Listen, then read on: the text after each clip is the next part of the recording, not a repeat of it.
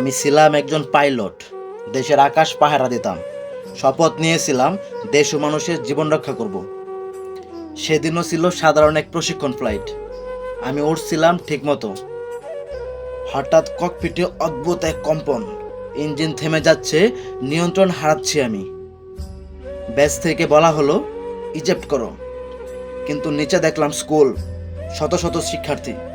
আমি কি পারি তাদের রেখে শুধু নিজেকে বাঁচাতে? আমি চেষ্টা করলাম বিমানটাকে দূরে নিতে, তবে সময় দিল না। জমিন কাছে চলে এলো, আগুন লেগে গেল। আর আমি চোখের সামনে দেখলাম সবকিছু শেষ হয়ে যেতে। হে বাংলাদেশ, ক্ষমা করো। আমি হয়তো সফল হলাম না, কিন্তু আমার প্রাণ দিয়ে চেষ্টা করলাম ওদের রক্ষা করতে। আমি পাইলট ছিলাম, কিন্তু সেদিন আমার হাতে লেখা হয়েছিল অনেকগুলো মৃত্যুর গল্প।